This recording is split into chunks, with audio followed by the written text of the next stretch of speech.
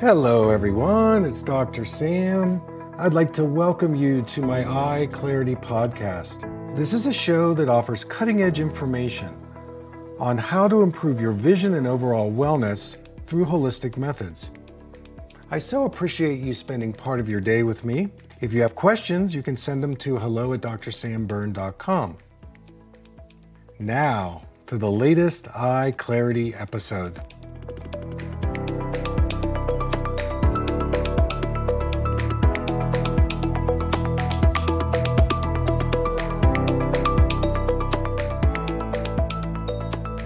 Hey everybody, it's Dr. Sam, and I want to welcome you to another EyeClarity podcast.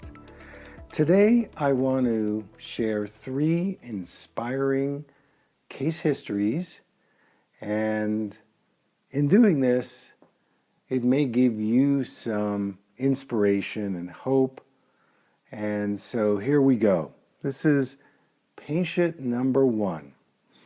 And this is a gal who I met when I was teaching a month-long program at the Esalen Institute in Big Sur, California. I was on the faculty at Esalen for about 7 years, and I started off teaching the staff, and the interest in what I was teaching really grew to the point where I was then offered to be able to teach something called the Legacy Program. This is a month-long program where people would come and pay, and they would be residents of Esalen.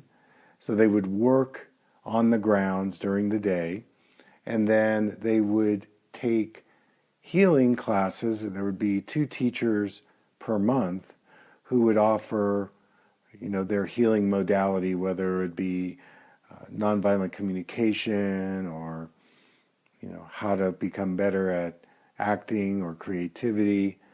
Of course, mine was how to improve your eyesight and vision.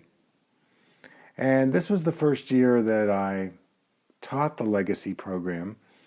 And the first night when we got together, we got in a big circle. There must have been about 25 people in my class.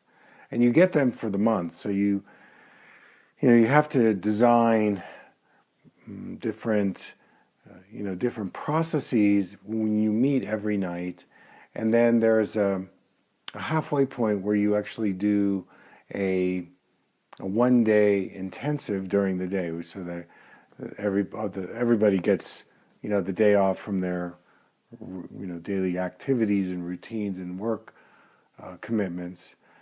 So we were sharing in the circle, and there was a woman who had a patch on.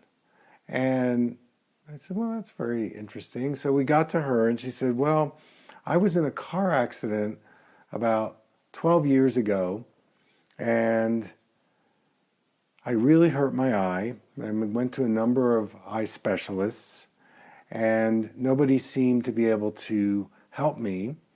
And the last doctor I went to said the best thing that you could do would just be to wear the patch full time. And that was about 12 years ago. So I went over to her and I sat down across to her and I said, would you like to take that eye patch off? She said, I'm kind of afraid to do it. I'm very self-conscious. I haven't taken it off in front of people in a very long time. So I said, okay, you don't have to take it off right now, but I'm going to give you the invitation that I want you to think about taking it off, and we're going to do some different group processes to create some safety in this group so that you're feeling safe. And about 2 nights later, we were doing a process, and I called on her, and she said, all right, I'm ready to take the patch off. So she took the patch off, and that eye was pretty much swollen shut. I mean, she could barely see out of it. And she said, here I am. Wow, this is very scary. It's very revealing. And a few days later, I gave her a private session. And actually, what was happening is part of the Eyesight the clarity started to come back. And, you know, I gave her some color therapy and some other eye exercises to begin to introduce that eye that had been behind the patch to come back to life. And at day 29, you know, we were down at the end of our time together, and we all got to share, you know, what we learned. And so she said, you know, by having the permission to be able to take the patch off and to be told that actually I could improve this eye was life-changing for me. And, you know, we all just kind of got in a circle. We hugged her. And, you know, anyways, we ended the program. I went back home. And I got an email from her about 3 months later saying that her eyes were now balanced. That this eye that had been behind the eye patch for 12 years, she had brought it back to life with my help and with the group's help. And to this day, we communicate on Instagram, and it's always really uplifting to hear from her because she's doing great. She got a job that she really likes. She found a relationship. And so the moral of the story on this one is that, you know, when we're told by the eye doctor, well, you've got this condition and there's really no help, you know, it's only going to go one way, which is backwards. Again, we have to remember that the brain does have a certain plasticity, and part of vision is in the brain. And if we do certain stimulating things to our vision, and we start to say, well, I'm going to do another course, I'm not going to listen to these doctors, guess what? You have a chance to regain your vision. All right, let's go to case number 2.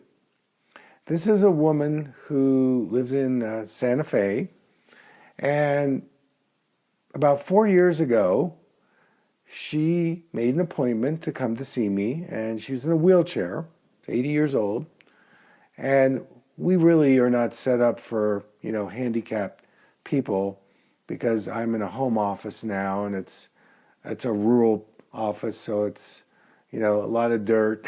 And you know, you have to kind of find your way to my geodesic dome. Those of you that have seen me in my videos. Anyways, her husband pushed her up the path. I helped her out of her wheelchair, brought her into the office, sat down, and she said, you know, my doctor said that I have a cataract, and he tried to schedule me for surgery while I was sitting in the eye exam chair. And I think that I can heal this, and I think you're the man that can do it. And I said, well, let's give it a try. So she had a cataract in both eyes, actually. Was worse in the right eye than the left eye, but I could see where the eye doctor would say, it's time for surgery. You know, the rule of thumb for surgery really is if it's interfering with your daily seeing. She loves to knit. She's actually, I found out later, world-class master knitter. She actually taught knitting, and but she was still able to do her knitting even with these cataracts forming. She had very thick glasses, very, very farsighted, lots of astigmatism. She was in progressive lenses, you know, the invisible bifocals. And she said, I really want to work with you. So I said, okay. So we started, she signed up for a series of 6 sessions, and her husband would push, you know, the wheelchair every week, and she would come, rain and snow, sleet and ice, sun, sunny weather. She was dedicated. I saw that. And I gave her a nutritional protocol. We did eye drops, we did supplementation, we did physical vision therapy. And about a year later, she said to me while she was still coming as a patient, I think my cataracts are going away, and I also think the cataract in my left eye might be completely gone.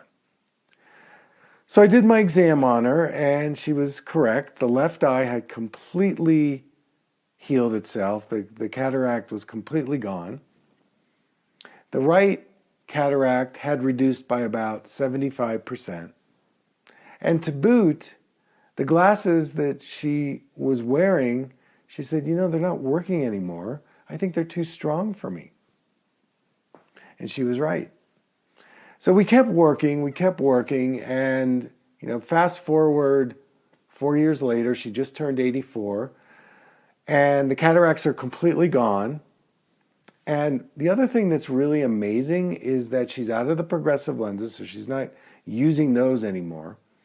And her computer prescription and her reading prescription, the magnification power keeps reducing.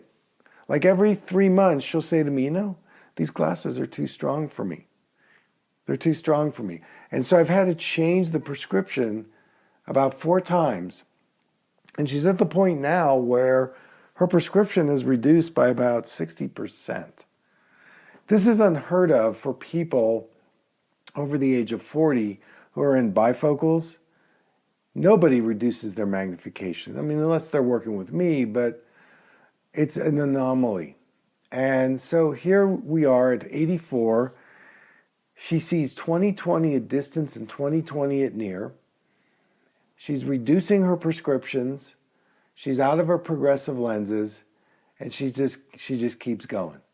So I'm just really amazed by that. So that's case number 2. Now, case number 3 is my story. And many of you have heard that. In bits and pieces, I've talked about it. When I was 8 years old, I was diagnosed with a learning disability, and I was not reading. And I grew up in a family where intellectual academics was stressed. Reading, writing, conversing, going to professional school. Those were things that my parents really, on a value system, instilled in myself and my brother.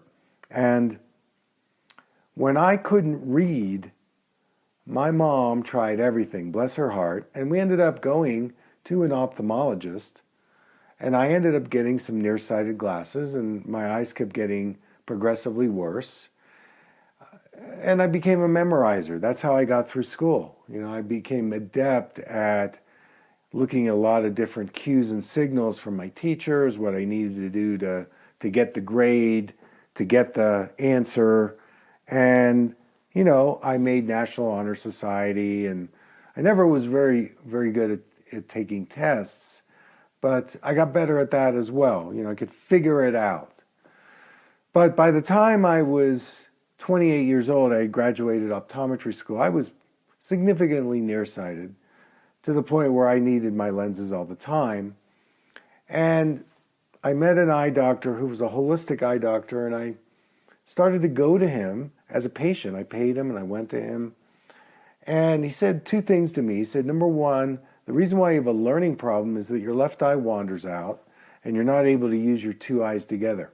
This was news to me. When I was in optometry school, all the optometrists who examined me would say your eyes are healthy and you got myopia.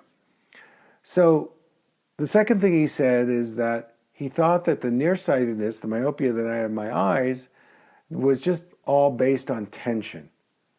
That I had a way of effort seeing that he felt if I went through physical eye therapy, I could reverse all of it. So I started in on a program with him. 6 months later, my 2 eyes were working together, and I really started to love to read.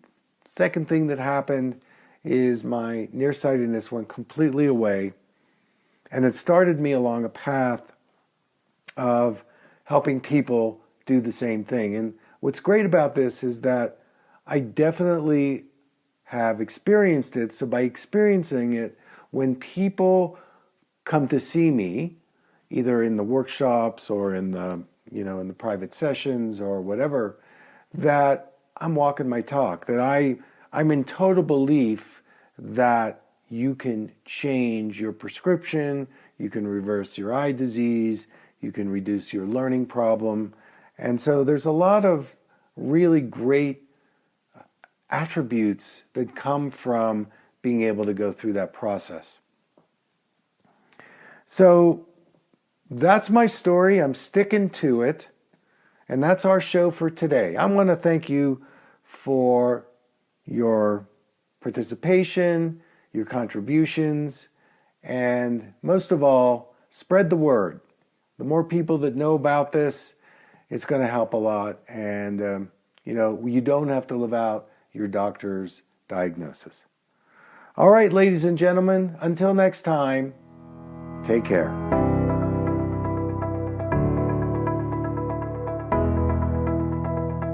Thank you for listening. I hope you learned something from the EyeClarity podcast show today. If you enjoyed the episode, make sure to subscribe on iTunes or Spotify and leave a review. See you here next time.